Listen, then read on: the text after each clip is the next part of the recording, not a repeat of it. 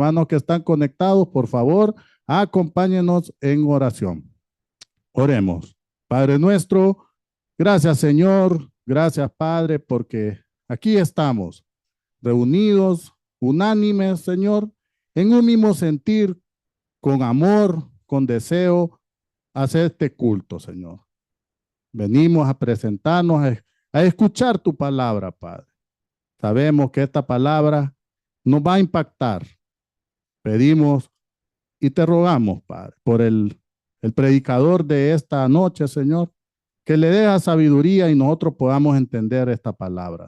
Gracias, Señor. Todo lo que se haga aquí es para honrar y glorificar tu santo nombre, Padre. Gracias te damos, también te damos gracias por los hermanos que están ahí conectados. Gracias, Señor. Quédate el resto de la noche y todo te lo pedimos, Padre. En el nombre poderoso de Cristo Jesús. Amén y amén. Vamos a entonar un himno, ¿verdad? Y llamamos a nuestra hermana que del coro, que el himno se titula Lo que respira.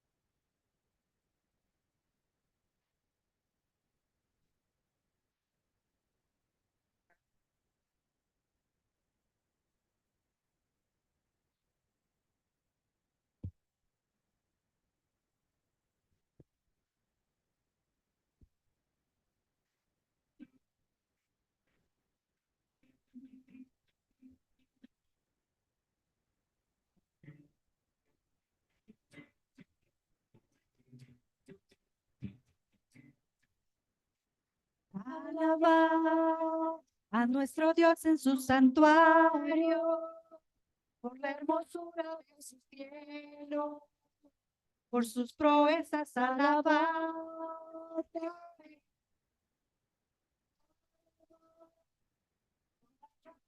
De su nombre, con el sonido de bocina.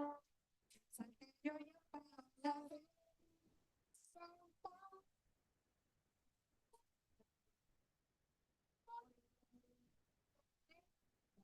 Oh, el candor del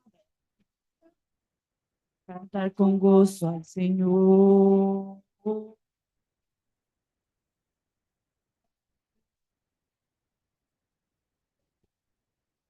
Oh, Señor.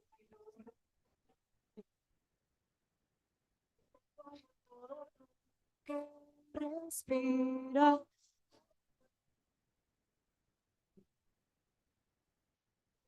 Que respira.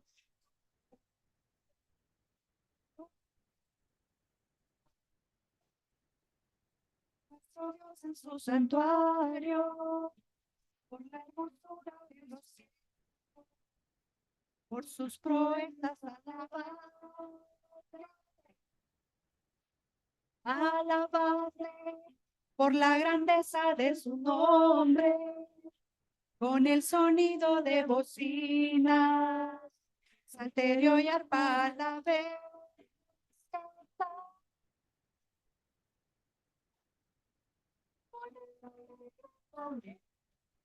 Oh, el cantor de la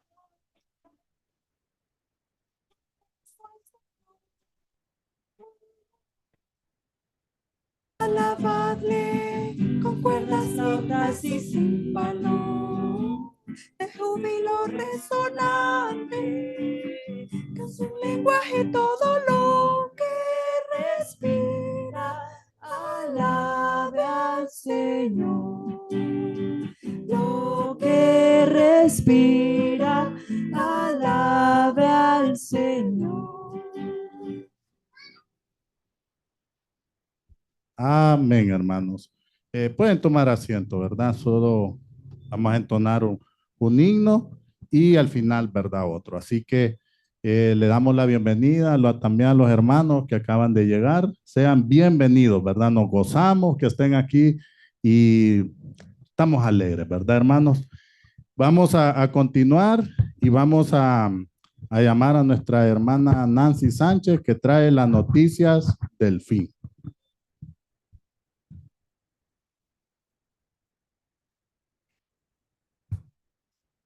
Buenas noches, hermanos. Dios les bendiga. Estamos contentos, ¿verdad? Por la unificación de estos cultos el día de hoy. Bueno, comenzamos con las noticias del fin. El día de hoy, la capital de América Latina, que fue construida sobre un lago y se hunde 40 centímetros por año. Esta famosa capital, reconocida por su riqueza cultural y por ser una de las metrópolis más grandes de toda América Latina, destaca también por un curioso dato. Cada año que pasa se hunde al menos 40 centímetros.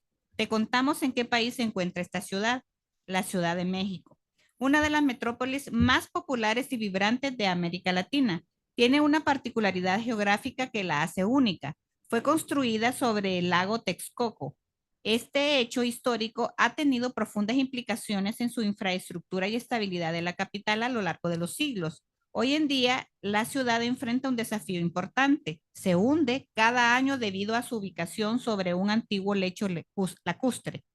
En el pasado, los mexicas fundaron Tenochtitlán en medio de este lago en 1325, una ciudad que debido a su diseño ingenioso y a la utilización de chinampas, islas artificiales, se convirtió en una de las urbes de América Latina más avanzadas de su tiempo.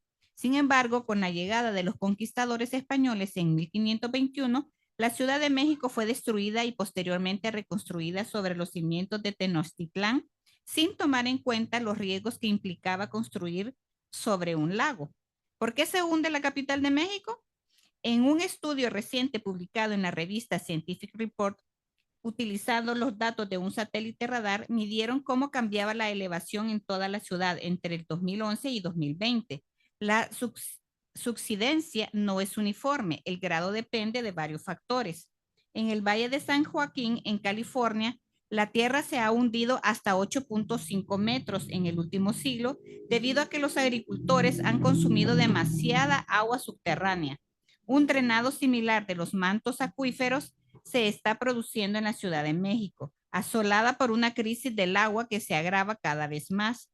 Es así, el hundimiento del área metropolitana del Valle de México se ha dado por la combinación de dos factores: el natural, correspondiente al movimiento de los suelos blandos, además de la extracción del recurso hídrico.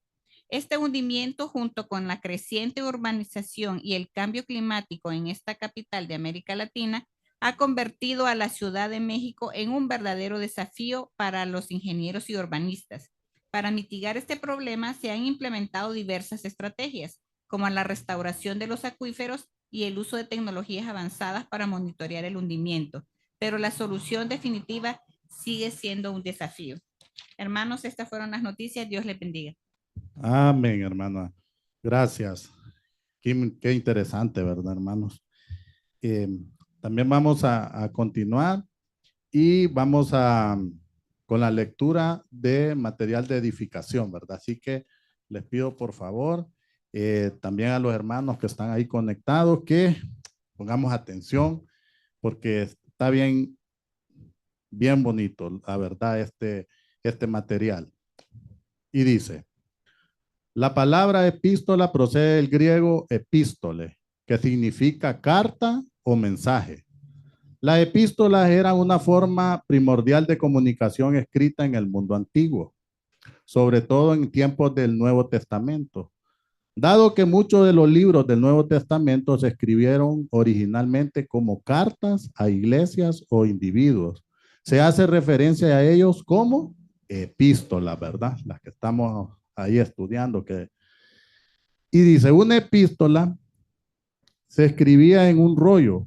A menudo era dictada y luego revisada por el autor antes de ser entregada por un mensajero de confianza. Por ejemplo, Primera de Pedro menciona que fue la carta de Pedro escrita por Silvano o Silas en Primera de Pedro 5:12. Timoteo participó en la redacción y entrega de varias de las cartas del apóstol Pablo en Colosenses 1:1 y Primera de Tesalonicenses 1:1, Filemón 1:1, aunque Pablo firmó cada una de ellas para verificar que era el autor en Gálatas 6:11, ¿verdad? Las epístolas también seguían por lo general un formato familiar.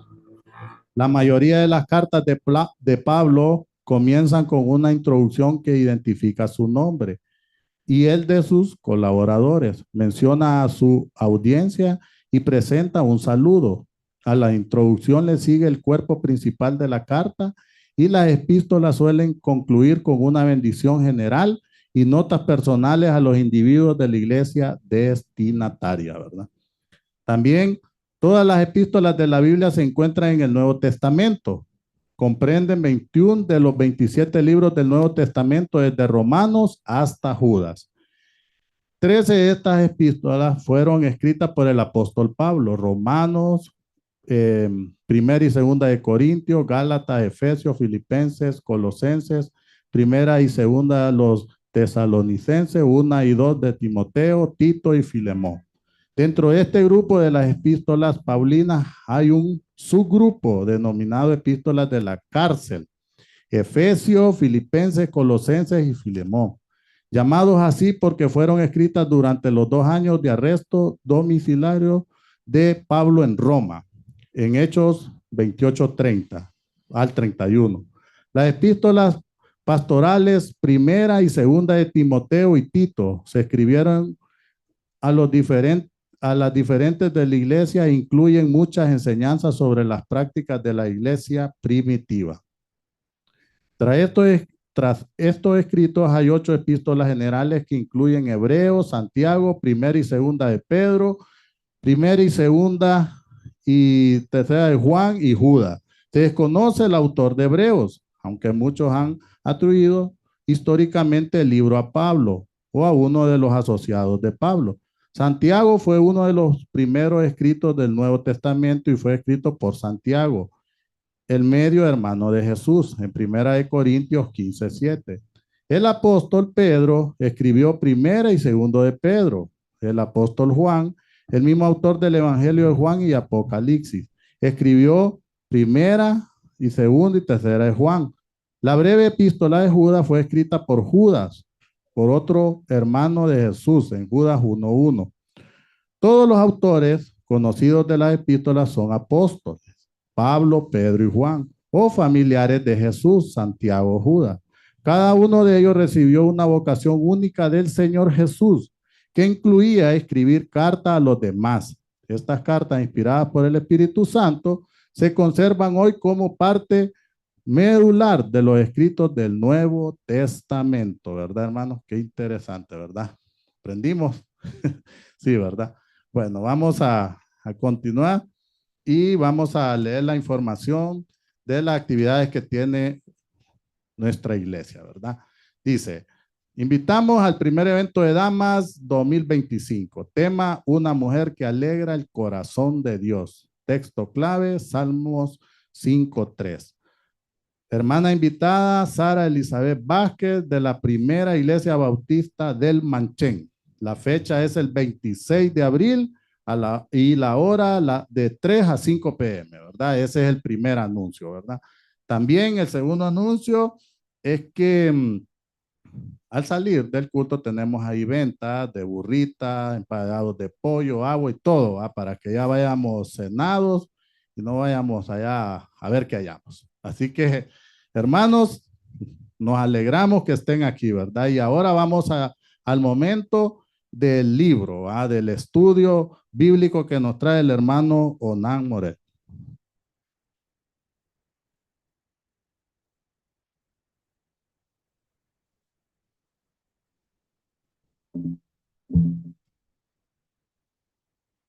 Dios les bendiga, hermanos.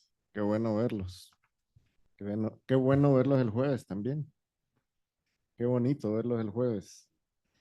Con menos calor y en un ambiente un poquito más oscurito, ¿verdad? Porque ya es de noche.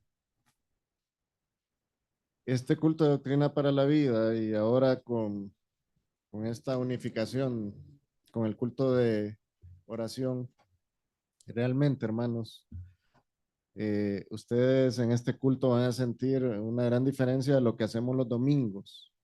Los que no han asistido a este culto, pues hoy se van a dar cuenta que tanto el formato del culto como la oportunidad de compartir con los hermanos acá es diferente este día que como normalmente lo hacemos el domingo.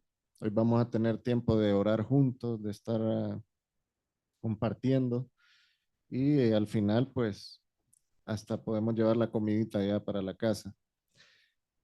Hemos estado en este culto de doctrina para la vida aprendiendo sobre los profetas menores. Es una enseñanza preciosa porque podemos ver que todas las palabras que están escritas en la Biblia tienen un sentido. Todas las palabras, o mejor dicho, toda la escritura que el Señor inspiró, tiene razón de ser. Los libros de los profetas menores, muchas veces las personas los pasan por alto porque dicen, son difíciles de comprender, vemos ahí a Dios actuando de una manera que no nos gusta, porque hay personas que juzgan a Dios en vez de ver su propia maldad y no se dan cuenta que todo lo que ahí acontece tiene que ver con lo que Dios tiene preparado tanto para el pueblo de Israel como para la misma iglesia. Ahora, en ese tiempo, en esos libros de los profetas menores, no se vislumbraba tanto a la iglesia porque todavía la iglesia no había sido revelada. Ustedes saben que la palabra de Dios se ha ido revelando, bueno, se fue revelando progresivamente hasta el punto que logramos tener en nuestras manos los 66 libros del canon bíblico. Gracias a Dios, nosotros nacimos en esta fecha, en donde podemos disfrutar de toda la palabra de Dios y ya no hay revelaciones nuevas, acá está todo. El Señor nos ha dejado aquí claro todo lo que Él quiere que nosotros como iglesia hagamos, cómo nos comportemos, y también está claro el mensaje precioso del Evangelio de Salvación del Señor Jesucristo.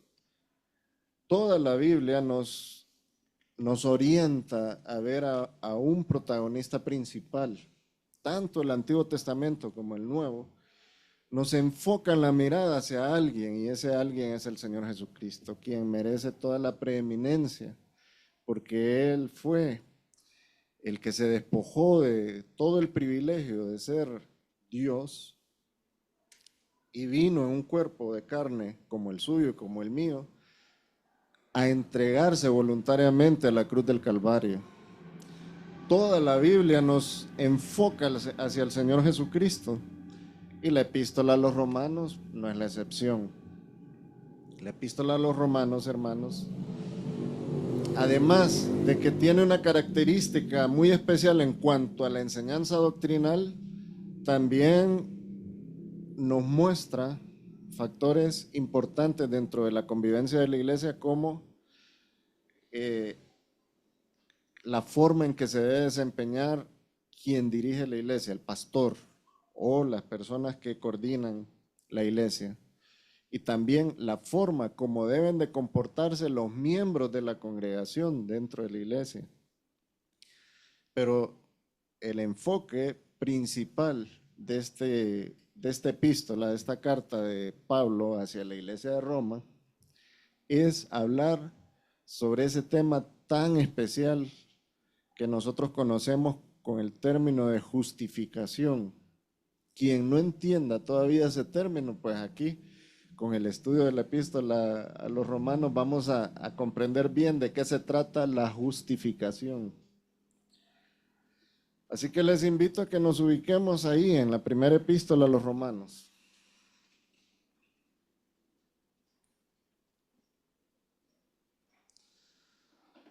Vamos a comenzar con el primer versículo de la epístola.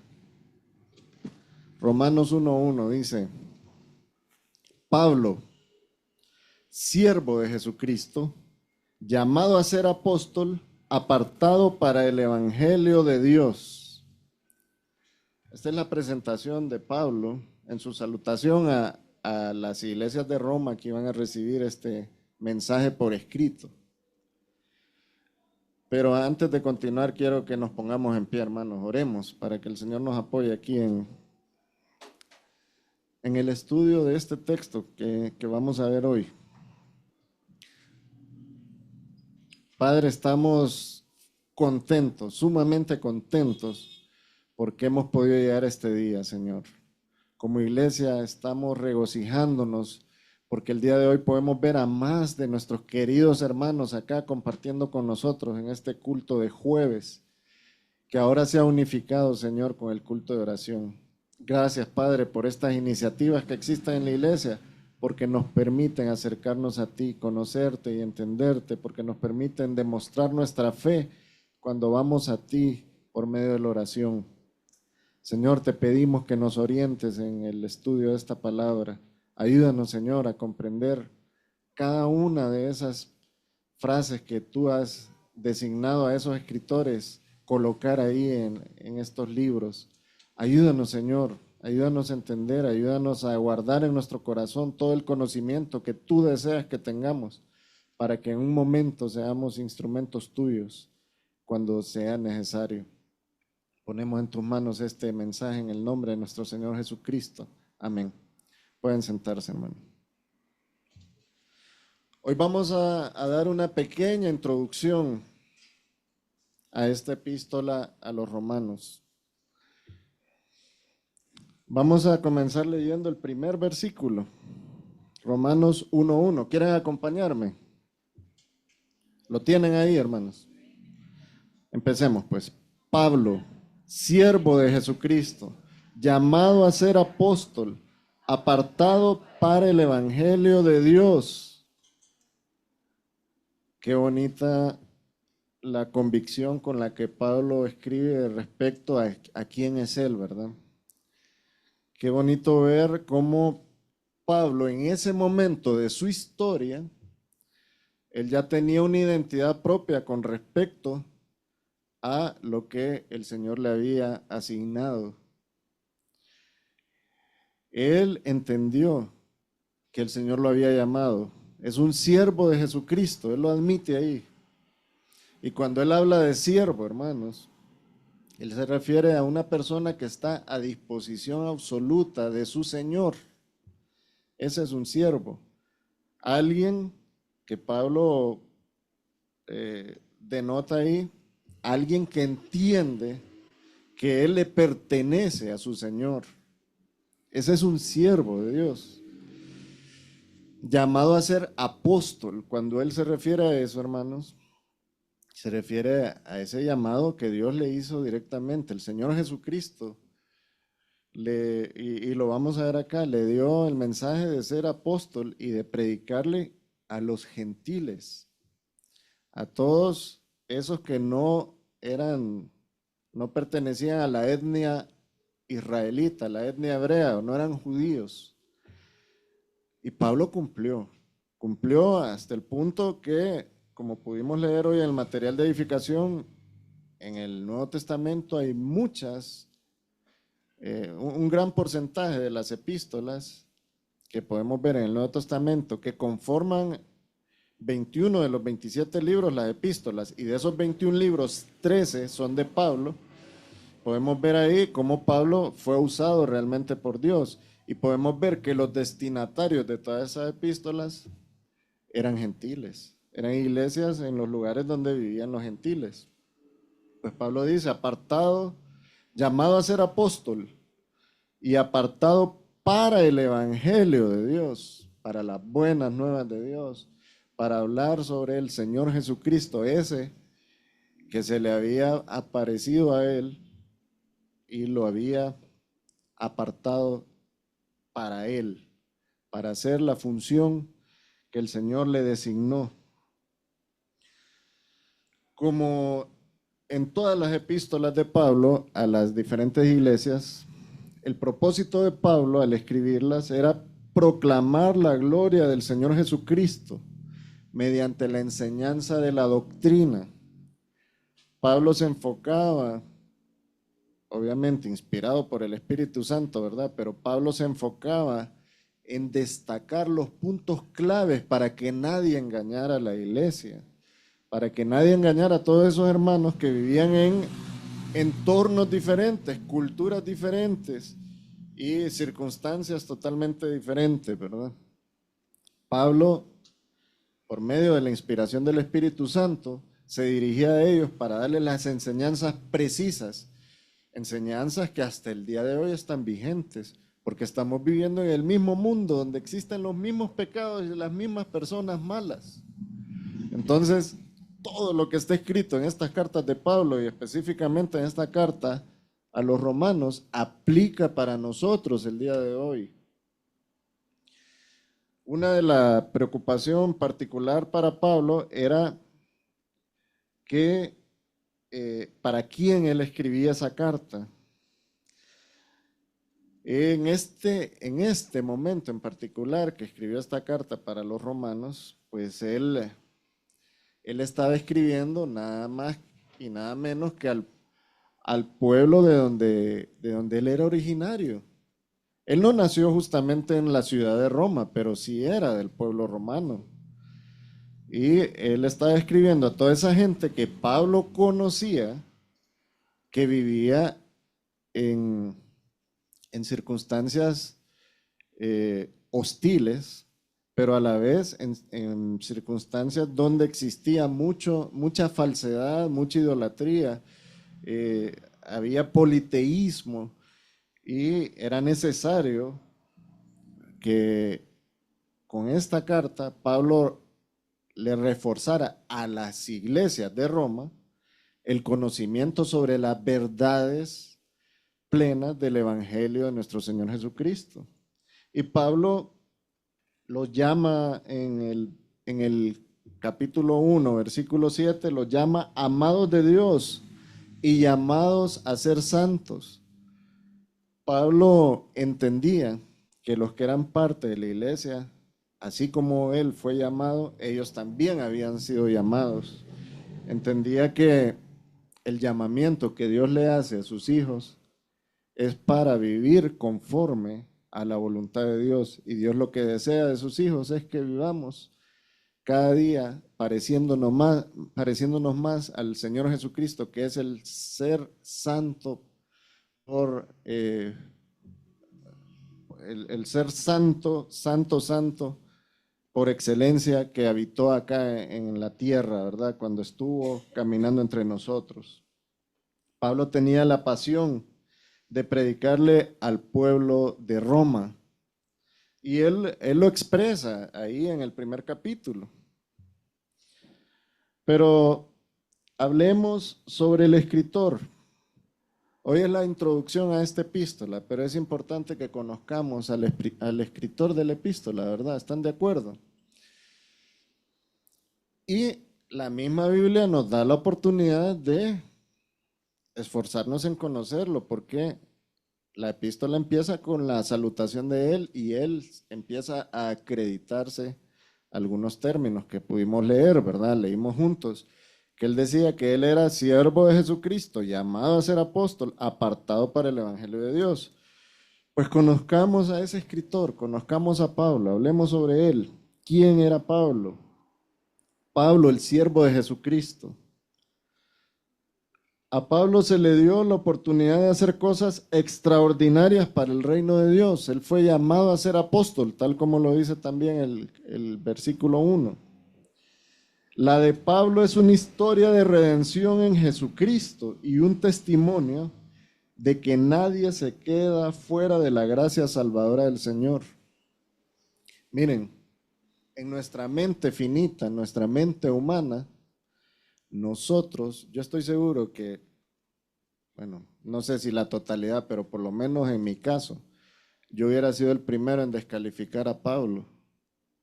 Si Pablo andaba detrás de la iglesia, agarrándolos a la fuerza, matándolos a pedradas, los lapidaban, ¿verdad? A otros los metían a la cárcel, los hacían sufrir, los separaban de sus familias, los hacían... Vemos el caso de Esteban, ¿verdad? Cuando Esteban lo lapidaron, Pablo estaba ahí cuando lapidaron a Esteban.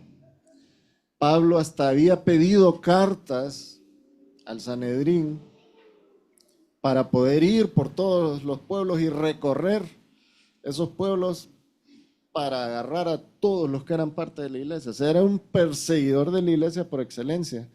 Si en ese momento hubieran preguntado a alguien de la iglesia de Cristo, de la iglesia primitiva, quién era de los seres humanos que andaban ahí en medio de ellos, quién era el peor enemigo de la iglesia, pues uno de ellos era Pablo.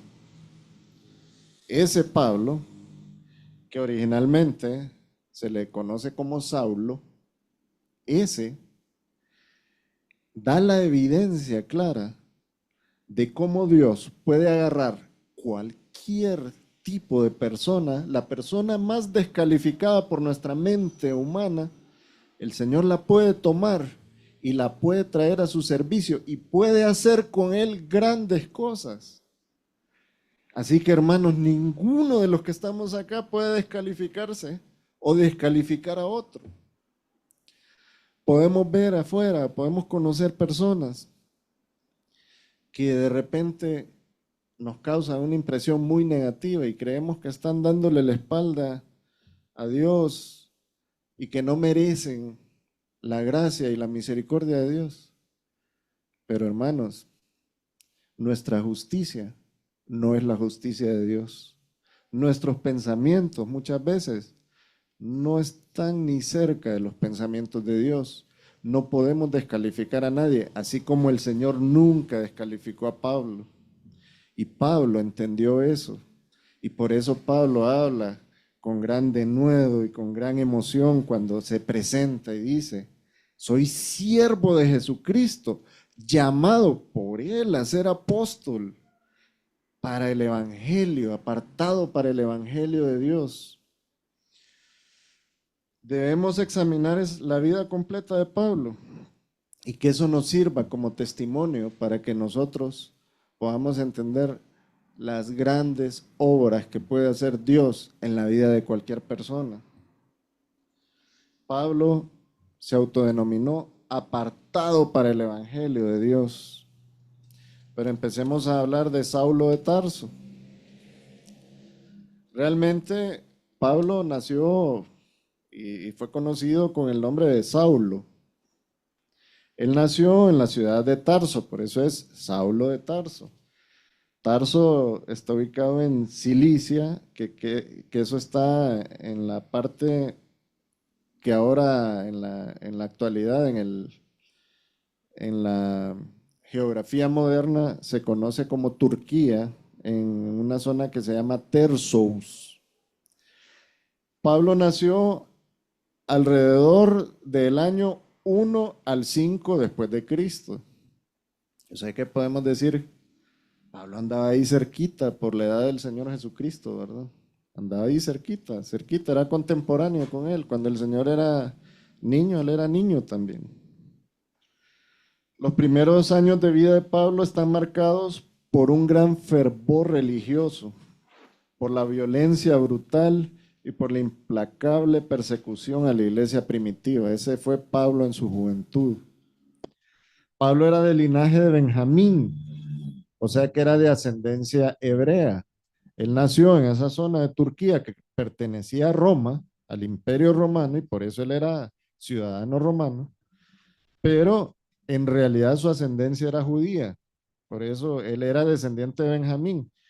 Y lo podemos ver en Filipenses 3, del 5 al 6, cuando él mismo dice que él era circuncidado al 8º día, del linaje de Israel, de la tribu de Benjamín, hebreo de hebreos, en cuanto a la ley fariseo, en cuanto al celo, perseguidor de la iglesia, y en cuanto a la justicia, que es en la ley irreprensible. Así se consideraba Pablo antes de conocer la verdad del Evangelio del Señor Jesucristo. Pero como podemos ver, el linaje de Pablo, la descendencia de Pablo viene de esta zona, bueno, del pueblo de Israel y específicamente de la tribu de Benjamín. Los padres de Pablo eran fariseos, o sea, ellos pertenecían a esa secta religiosa o a esa, digámoslo así, a ese grupo religioso. Los padres de él entonces eran fariseos, eran nacionalistas judíos fervientes, o sea, tenían un sentimiento patriótico bien marcado. Y ellos seguían la ley de Moisés con mucha disciplina. Ellos intentaban, los padres de Pablo, de Saulo, en este momento Saulo, intentaban proteger a sus hijos de esa contaminación de los gentiles. Así eran de radicales los fariseos, ¿verdad? Apartaban a sus hijos y discriminaban a los demás. A las demás razas les llamaban perros a unos, cerdos a otros. Así eran ellos, de discriminativo, ¿verdad? Pues Pablo se crió en ese ambiente. Saulo, hablemos de Saulo todavía. Él hablaba griego, tenía también conocimiento sobre latín muy amplio y también podía hablar arameo, que era un derivado del hebreo, que era el idioma oficial de Judea. La familia de Saulo eran ciudadanos romanos, pero ellos veían a Jerusalén como una ciudad verdaderamente sagrada y santa. Toda esta información que vamos a empezar a describir ahora, la podemos ver en el libro de los Hechos. Ahí vamos a ir viendo algunos versículos. Por ejemplo, Hechos 22 del 22 al 29 habla sobre esto.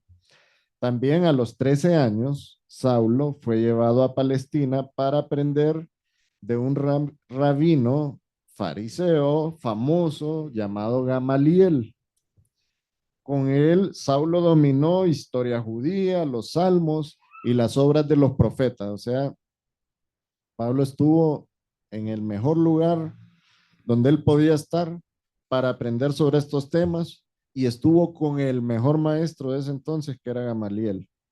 Su educación continuó durante 5 o 6 años mientras aprendía cosas para analizar minuciosamente las escrituras.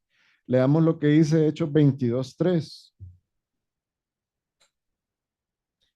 Dice acá, yo de cierto soy judío. O sea, aquí Pablo se está refiriendo a él mismo, ¿verdad? Nacido en Tarso de Cilicia, pero criado en esta ciudad, instruido a los pies de Gamaliel, estrictamente conforme a la ley de nuestros padres, celoso de Dios, como hoy lo sois todos vosotros. Ya en este momento que él está diciendo esto, él se lo está diciendo a ciertos personajes que lo tienen en cierto modo acorralado, ¿verdad? Porque están decidiendo qué hacer con Pablo, pero él les está dando este antecedente de él. Y más adelante les dice, pero soy romano. Entonces ahí ya los otros se pusieron a meditar qué hacían o qué no hacían con él. Pero como podemos ver acá, la Biblia nos da información clara respecto a la infancia de Saulo, al momento de su preparación y al, al, a la forma como él se comportaba y a los patrones que él seguía. Por ejemplo, el celo de Dios que dice, que él menciona aquí, que estaba estrictamente siguiendo la ley y, y él menciona a los que lo están acusando y señalando ahí, igual que ustedes. Saulo iba a convertirse en abogado y todos los indicios apuntaban a que él se convertiría en un miembro del Sanedrín, que el Sanedrín era el tribunal supremo que gobernaba al pueblo de Israel, ¿verdad? Estaba compuesto por 71 hombres y ellos gobernaban tanto la vida política como la religión judía. Saulo era celoso de su fe y este es el celo que lo llevó por el camino del extremismo religioso.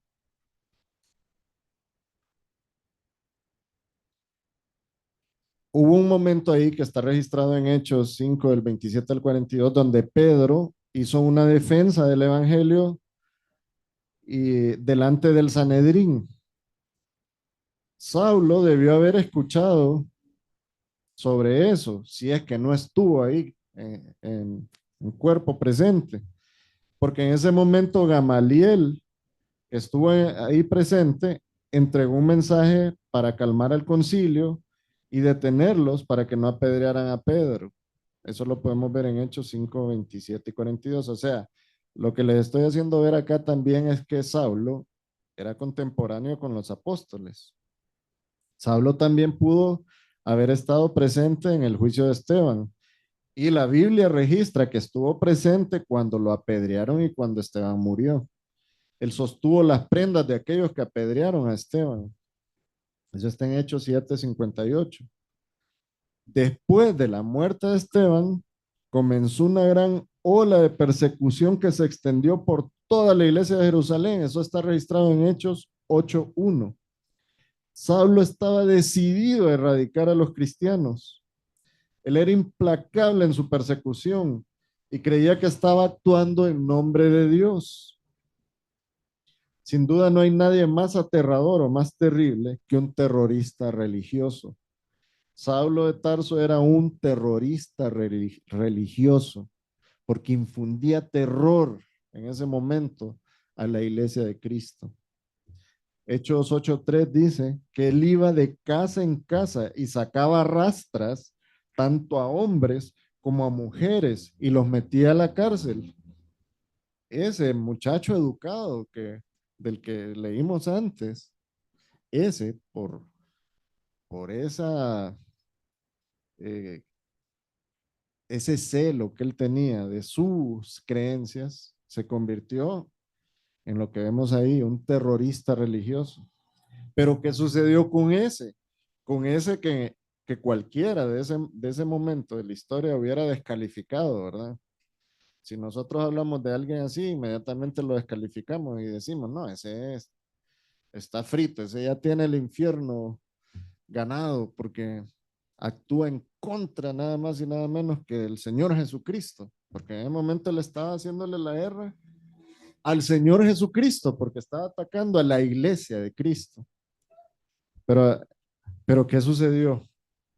Bueno, sigamos viendo. Hay un pasaje crucial en la historia de Pablo y es Hechos 9 del 1 al 22. Ahí, en ese pasaje se relata el encuentro de Pablo con Cristo en el camino a Damasco. Ese viaje que era aproximadamente 240 kilómetros.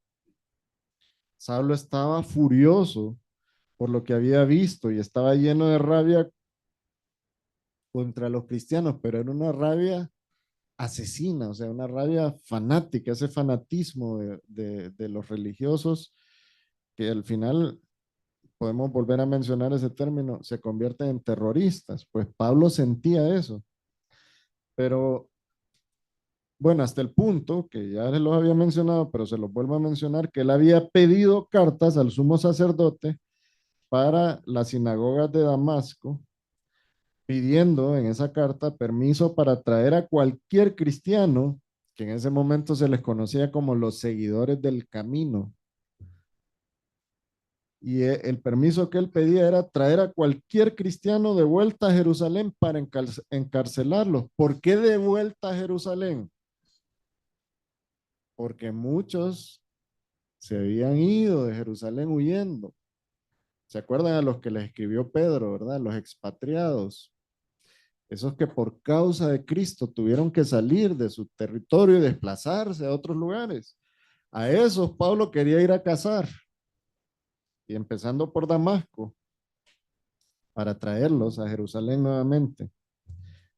Pero en el camino, Saulo fue envuelto por una luz brillante del cielo que le hizo caer en el suelo boca abajo. Él escuchó estas palabras: Saulo, Saulo, ¿por qué me persigues? Y él respondió: ¿quién eres, Señor? Y Jesús le contestó de forma clara y directa: yo soy Jesús a quien tú persigues. Yo les aseguro que Pablo no contestó así como yo acabo de leer: ¿quién eres, Señor? Pablo le ha de haber temblado la voz y se le ha de haber acelerado el corazón de una manera inexplicable. ¿Se imaginan a ustedes que a ustedes les sucediera eso? Pero podemos ver algo en Pablo. Inmediatamente él identificó que quien le estaba hablando era alguien con una autoridad superior a él. Pablo le dijo, ¿quién eres, Señor? Inmediatamente fue impactado por el poder del Señor Jesucristo. No hay duda. Ese podría no haber sido el primer encuentro de Saulo. Miren qué cosa. Ya hablamos de que Pablo era contemporáneo con el Señor Jesucristo. La Biblia no registra ningún otro cruce entre Saulo o ningún cruce entre Saulo y el Señor Jesucristo, pero si eran contemporáneos, probablemente Pablo tuvo que haber conocido a Jesús o lo de haber visto ahí predicando en algún momento, pero como él era un radical religioso, seguramente ni le prestó atención y se fue de donde él estaba, pero todas esas son suposiciones, ¿verdad? Eso no es bíblico. Pero de que el Señor en ese momento, camino a Damasco, se le presentó, de eso sí no hay duda porque está escrito acá en las Sagradas Escrituras. Pablo fue un instrumento escogido por Dios y así se lo expresó el Señor a Ananías cuando le dio instrucciones a Ananías para atender a ese perseguidor de la iglesia. ¿Se imaginan lo que Ananías sintió? Porque la historia no termina ahí. Pablo, cuando escucha la voz del Señor y el Señor le dice, soy Jesús a quien tú persigues, Pablo quedó ciego en ese momento y quedó bajo las instrucciones que el Señor Jesucristo le dio, que él tenía que ir a buscar ahora a Ananías. Y a Ananías, porque Ananías no estaba convencido de obedecer al Señor, el Señor le dijo que Pablo era instrumento escogido para llevar su nombre ante los gentiles, los reyes y los hijos de Israel. Miren cómo desde ahí el Señor ya le estableció una misión clara al apóstol Pablo. Él era el apóstol de los gentiles y le iba a predicar también a reyes y a los hijos de Israel de igual forma. Y así se lo dijo a Ananías en Hechos 9:15. Y también en el 16 le dijo que por causa de eso Pablo iba a padecer. Y eso fue lo que le pasó a Pablo. De ahí en adelante la vida de Pablo no volvió a ser la misma, porque ahora junto a él perseguían a la iglesia también lo perseguían a él. Ahora él se había vuelto enemigo de sus amigos, pero se había amistado nada más y nada menos que con el Señor Jesucristo. Y esa amistad era mucho más valiosa que todo el mundo. Pablo ahora era el apóstol de Jesucristo, el apóstol que el Señor llamó para que le predicara a los gentiles, para que un día el evangelio se esparciera por todo el mundo. Y el día de hoy nosotros estamos leyendo sobre él en el libro de los Hechos, pero también estamos iniciando un estudio de una carta que él escribió para toda la iglesia de Cristo. La escribió para los hondureños también, hermano. La escribió para los chimbeños, para los de Santa Lucía, de Tegucigalpa, de Comayagua, de Olancho y de cualquier región de nuestro país. Ananías siguió las instrucciones del Señor y él encontró a Saulo y le impuso las manos y habló de la visión de Jesucristo con él. A través de esa oración, Saulo volvió a recibir la visión y fue bautizado por el Espíritu Santo. Todo eso está en Hechos 9. Después, Pablo pasó inmediatamente a las sinagogas y proclamó a Jesús como el Hijo de Dios. Hechos 9:20 lo registra.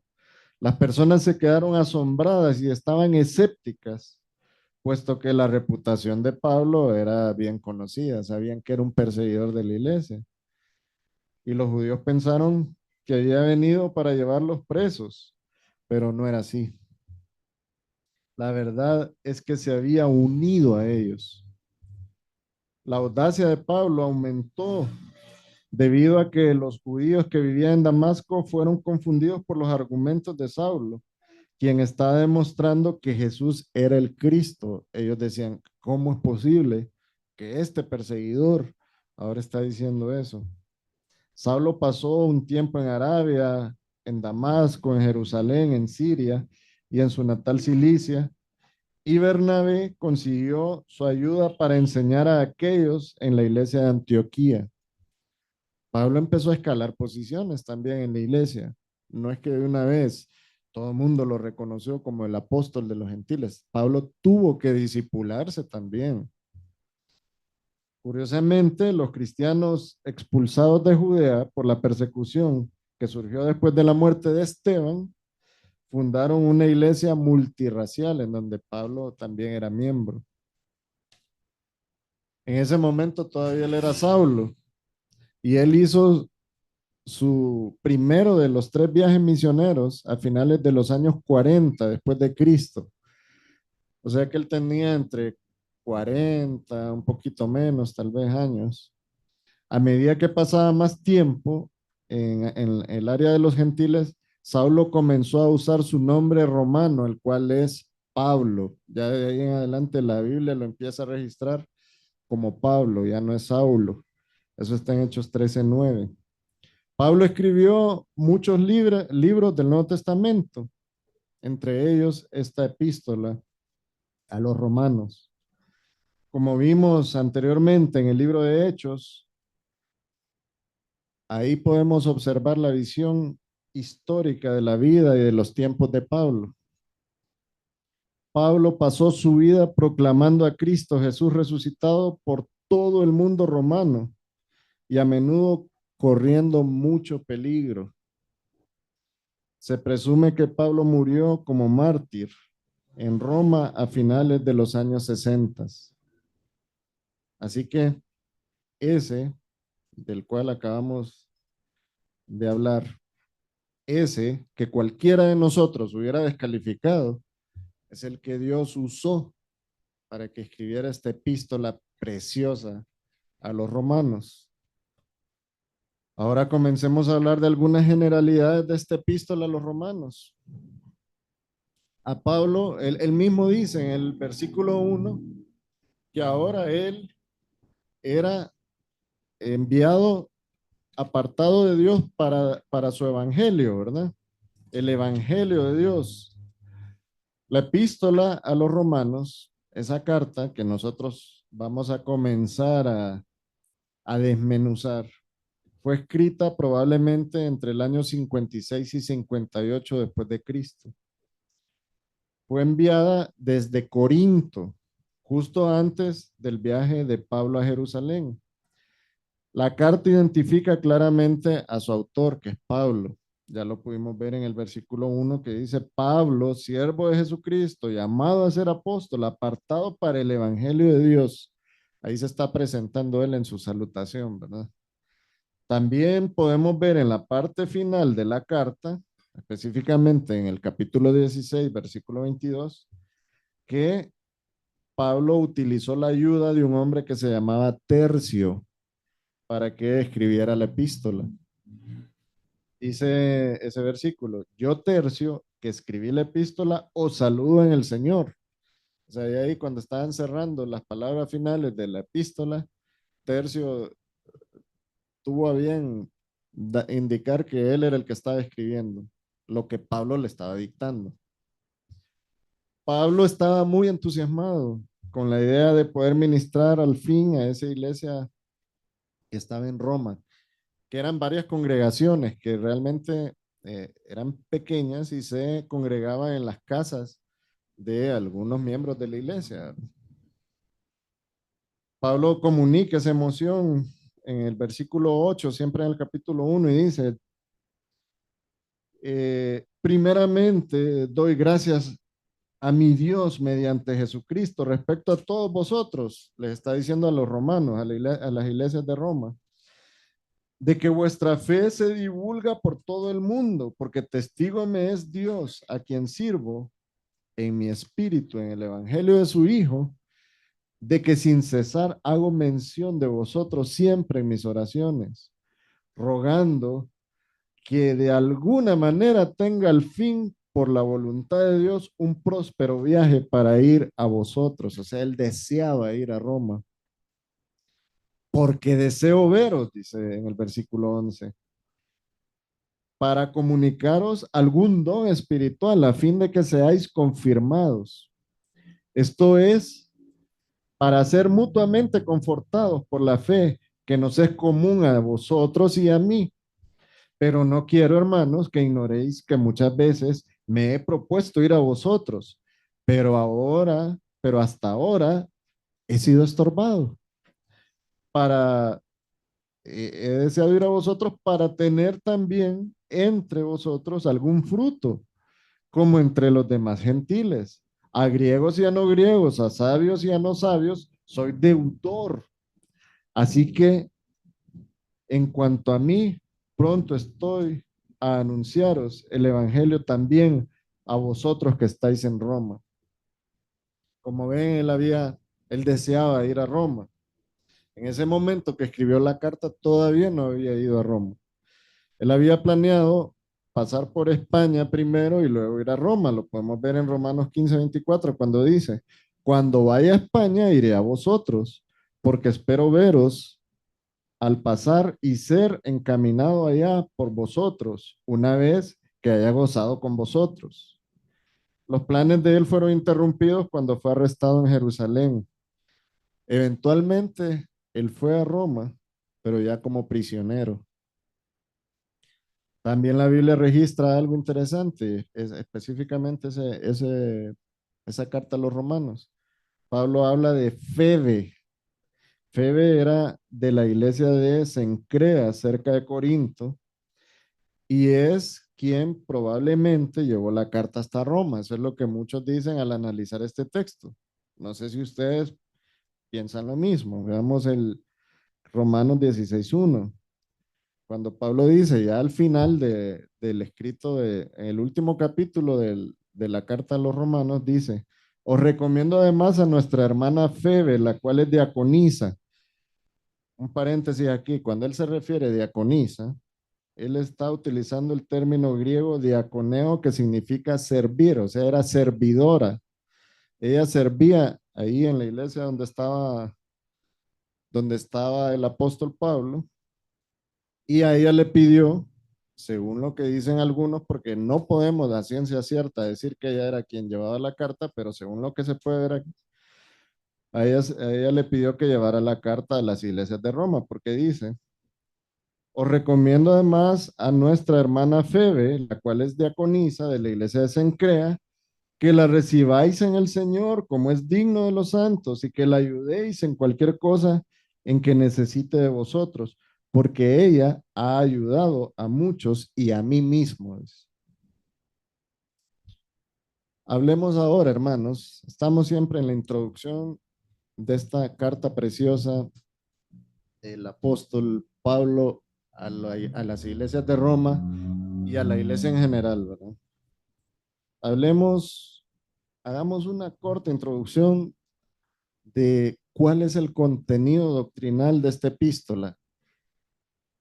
Hermanos, tal vez alguien me ayuda con el tiempo. No sé cómo ando con el tiempo. 5 minutos. Ok. Esta carta, hermanos, nos muestra diferentes temas doctrinales que sirven para reforzar nuestra identidad como hijos de Dios, nuestro conocimiento sobre Dios, pero también nos sirven para poder combatir cualquier falsa doctrina que quieran introducir en nuestra mente y en nuestro corazón. En cuanto al contenido doctrinal de esta epístola, el libro de los Romanos o la carta de los Romanos es principalmente una obra que habla de doctrina y se puede dividir en 4 secciones. La primera sección podríamos decir que se encuentra desde el capítulo 1, versículo 18, hasta el capítulo 3, versículo 20, que habla de la necesidad de justicia, esa necesidad que existe en el hombre de obtener la justicia de Dios. ¿Por qué? Porque el hombre es un ser que padece de la depravación total en su vida, ¿verdad? Entonces es necesaria la justicia de Dios para esa condición de depravación del hombre y eso se refleja en estos primeros 3 capítulos. Luego del capítulo 3, versículo 21 al 8, versículo 39, podemos ver la justificación que ha sido provista. Y esa justificación ha sido provista por medio de la fe en el Señor Jesucristo.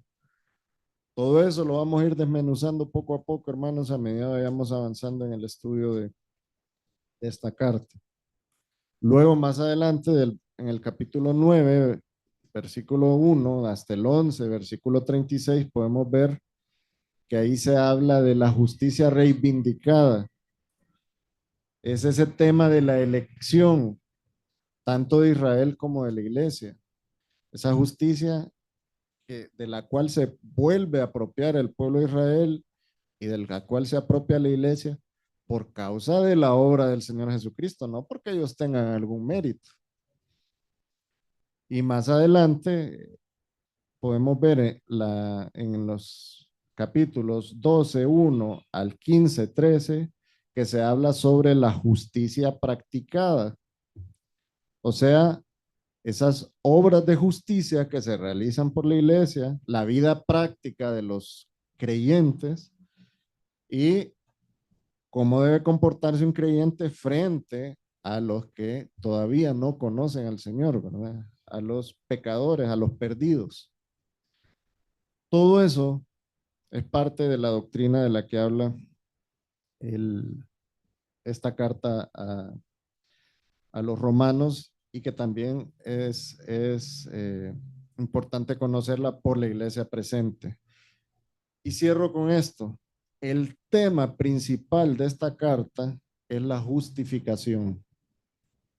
Y vamos a aprender más sobre esa palabra a medida que vayamos avanzando en este estudio. Hasta aquí llegamos el día de hoy, hermanos. Eh, Le cedo la palabra a nuestro hermano Franklin para que él continúe con el programa. Gracias, hermanos. Dios les bendiga.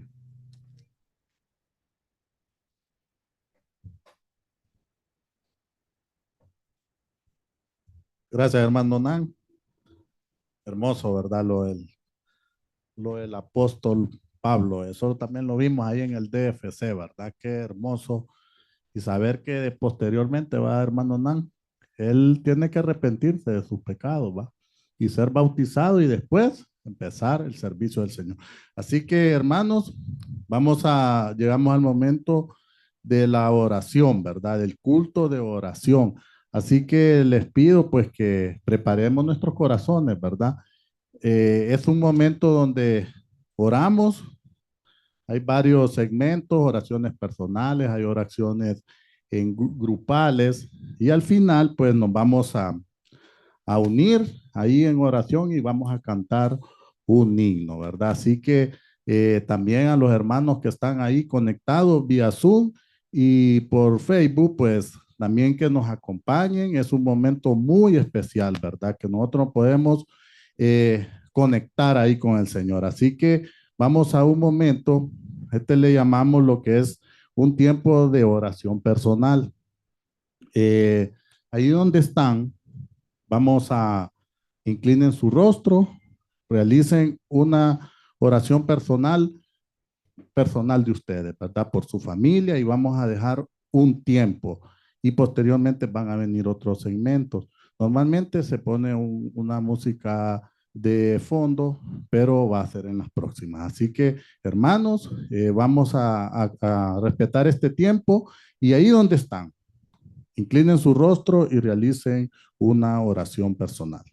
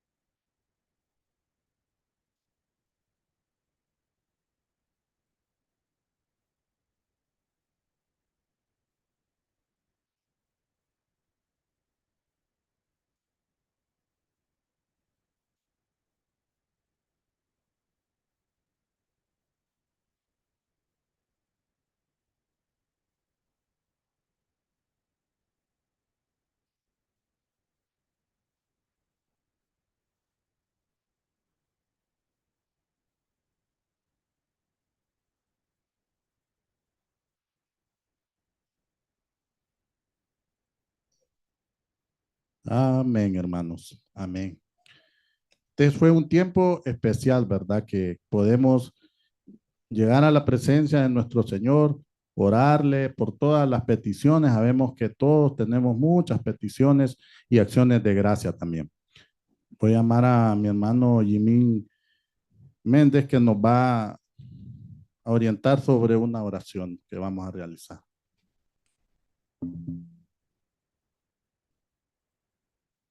Amén. Buenas noches, queridos hermanos. Dios les bendiga. Llegó el tiempo de la oración en grupo, así que los invito a que formemos grupos de tres, no de cuatro, ¿verdad? Ni de dos, grupos de tres, para que pues así nos podamos apoyar en oración.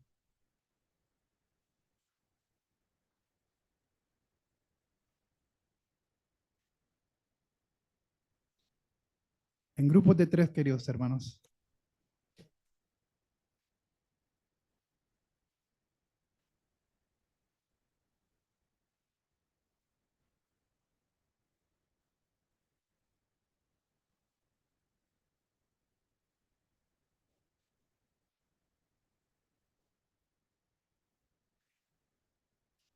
Apoyémonos en oración unos a los otros, ¿verdad?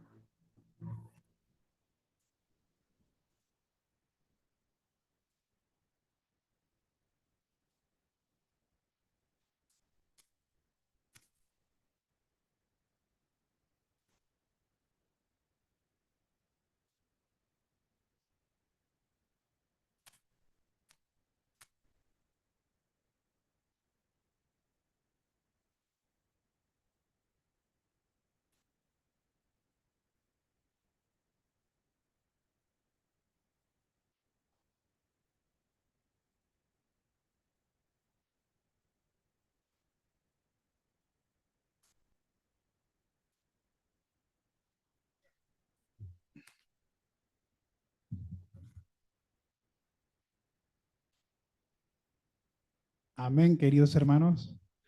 Pues hemos finalizado con el tiempo de oración en grupo. Pasamos al siguiente segmento y pues invito al hermano César Turcios.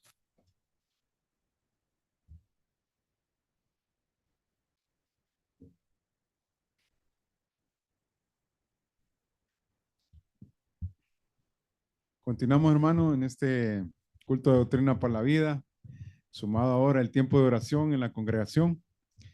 Y tenemos dos peticiones con propósitos, ¿verdad?, específicos de nuestra iglesia, las cuales voy a compartir con ustedes y vamos juntos a orar al Señor por estas peticiones. La primera dice: por todo lo que corresponde a la planificación de nuestro próximo ciclo de conferencias y celebración de nuestro 15º aniversario.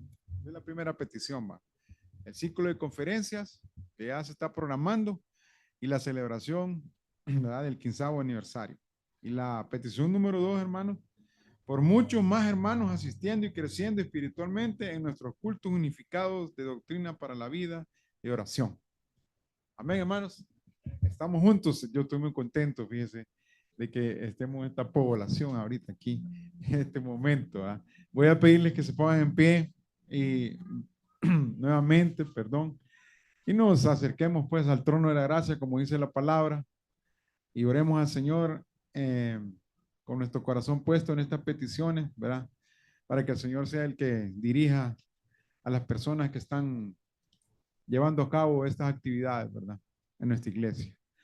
Padre Celestial, Señor, damos gracias, Padre, por poder estar aquí, Señor, primeramente, Padre. Señor, has traído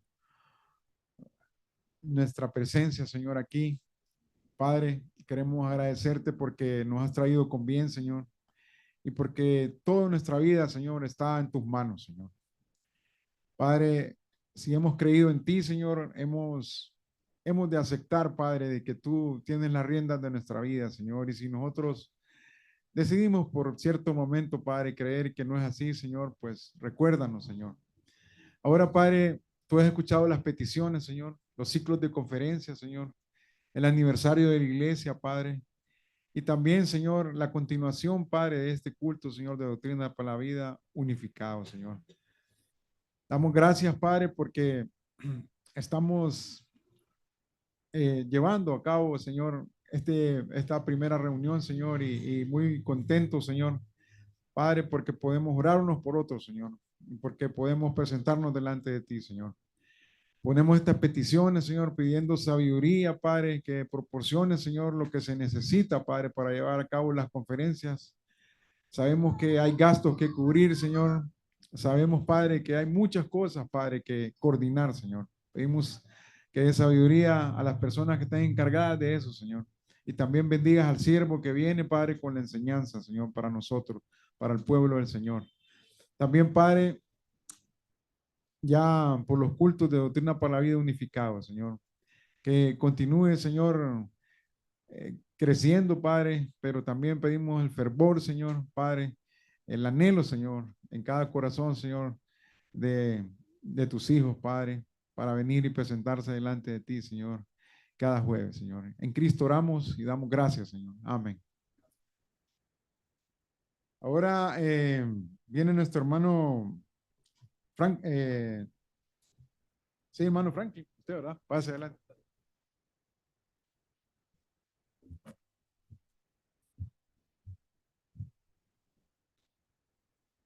Vamos a continuar, hermanos, y vamos a un momento de orar por las ofrendas, ¿verdad? Y ahí, después que esté recogiendo la ofrenda, voy a abrir el micrófono para un minuto. Alguien que quiera dar una acción de gracia, ¿verdad? Una gratitud. Así que pongamos en pie, hermanos, para orar por las ofrendas. Padre nuestro, gracias, Señor. Gracias, Padre, porque hasta aquí tú nos has ayudado. Estamos contentos, estamos alegres, como lo podemos ver en los hermanos, Señor, porque estamos aquí reunidos, Padre, reunidos para alabar y glorificar tu santo nombre. Gracias, Señor. Y hoy venimos aquí alegres, unánimes, a dar nuestras ofrendas y diezmos, Señor, para que tú los puedas recibir, Padre, y que todo lo que se está haciendo aquí en nuestra iglesia, Señor, sea para tu honra y gloria. Ponemos en tu mano la construcción del templo, Padre, todos los proyectos que faltan por concluir, pero sabemos que tú nos has ayudado en cada momento, en cada bloque, en cada arena que se ha puesto aquí, Señor. Gracias por la vida de cada hermano, Señor. Bendice sus trabajos, bendice sus negocios, Señor. Gracias te damos en el nombre poderoso de Cristo Jesús. Amén y amén. Bueno, mientras el hermano recoge ahí las ofrendas, si alguien quiere dar algún pequeño testimonio ahí, rápido, ¿va? Mientras el hermano está ahí está el micrófono aquí disponible. Vamos a ver. El hermano, ahí lo va a llevar el hermano. A ver si alguien ahí donde está, que levante la mano o algo, un pequeño ahí va, una acción de gracia, como dice, una acción de gracia para nuestro Señor de todo lo que Él nos da, ¿verdad? Hermano Horacio.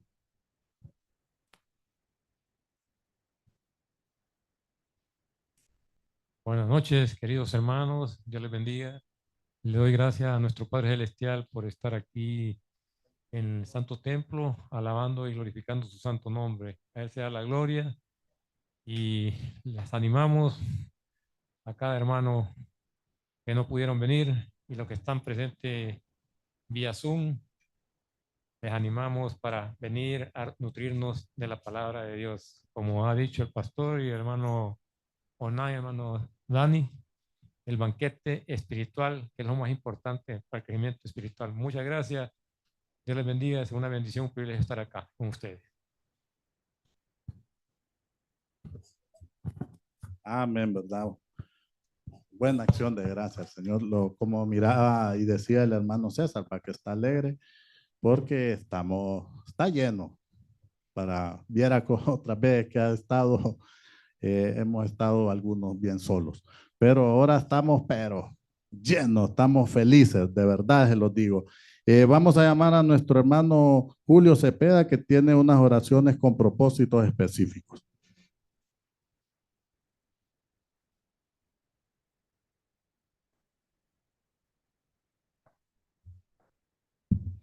Buenas noches, queridos hermanos. Por favor, pónganse de pie. Vamos a hacer la segunda parte de las oraciones con propósito específico.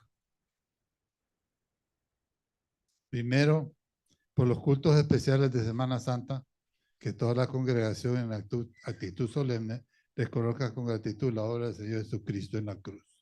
Oremos. Amado Padre, te damos gracias porque durante esta Semana Santa vamos a tener la oportunidad de escuchar las 7 palabras de tu Hijo Jesucristo en la cruz, que son una de las más grandes enseñanzas que el Señor nos ha dado. Te pedimos que todos participemos atendiendo y viendo, escuchando todas las acciones que se hagan para ese menester, en consonancia con todas las demás acciones que se harán en Semana Santa aquí en la iglesia. En segundo lugar, oración del mes y semana. Por meses, por una iglesia ganando almas para Cristo. Amados hermanos, tenemos que cumplir con el mandato que nos dio el Señor de ganar almas para Cristo, que vayamos por el mundo enseñando su doctrina. Y por los efectos de semana, por compasión en nuestros corazones y accionando para alcanzar a los perdidos. Hay quienes necesitan nuestra ayuda para guiarlos con la ayuda de nuestro Señor Jesucristo, que nos da sabiduría por medio de su palabra, para que estos hermanos perdidos puedan entrar a conocer a nuestro Señor, arrepentirse de sus pecados y tener fe en Él. Todo esto lo hacemos y lo decimos en nombre de nuestro Señor y Salvador Jesucristo. Amén.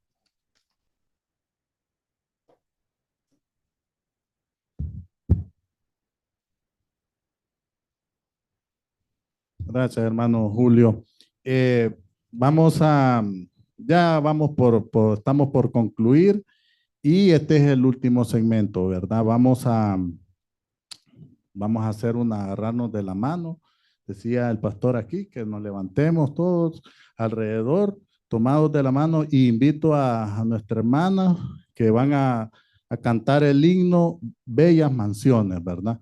Entonces, alrededor, tomados de la mano, ¿verdad? Para poder nosotros cantar junto al coro, pues este himno.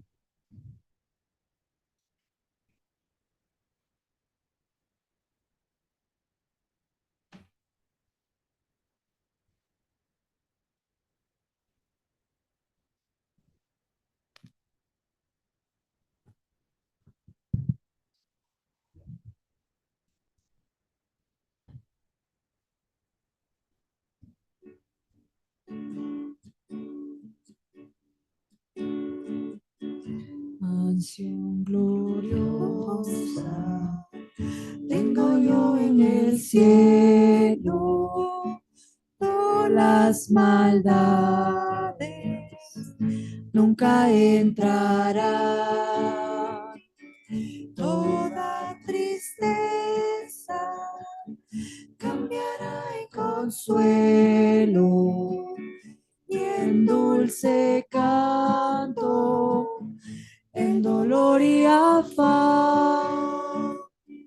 Bellas mansiones, ay, ay, ay, en la gloria, tendré en la mía el gozo sin par.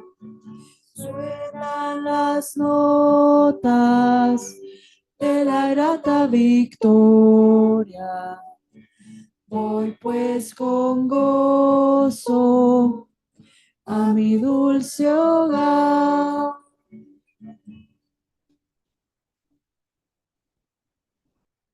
Amén. Entonces, ahí donde estamos, hermano, vamos a orar ya para despedir, ¿verdad? Para despedir el culto y así pues estar también invitados para el próximo jueves, el domingo también, ¿verdad? Así que, hermanos, oremos. Padre nuestro, gracias Señor, gracias Padre, porque hasta aquí tú nos has ayudado. Te damos la honra, te damos la gloria a ti, Señor, por este culto hermoso que se inauguró hoy, Señor. Sabemos que estamos contentos, estamos gozosos, alegres, porque esta palabra que tú nos has traído hoy por medio del hermano Nan nos ha impactado, Padre. Gracias, guardemos, Padre, permite que guardemos esta palabra y sobre todo podamos ponerla en práctica. Llévanos con bien a nuestros hogares, Señor, y bendice nuestras familias, Padre. Y a cada hermano, desde el más pequeño hasta el más grande. Ponemos en tus manos la vida del pastor, la vida de nuestros líderes, Señor. Bendíceles a cada ministerio, Señor, y que estemos aquí firmes el domingo y todas las actividades de la iglesia. En el nombre poderoso de Cristo Jesús, tu Hijo amado. Amén. Así que, hermanos, estamos despedidos y también recordarles, pues, que ahí está hay venta de burritas, de todo lo que hay ahí, ¿verdad? Y que pasen una feliz noche.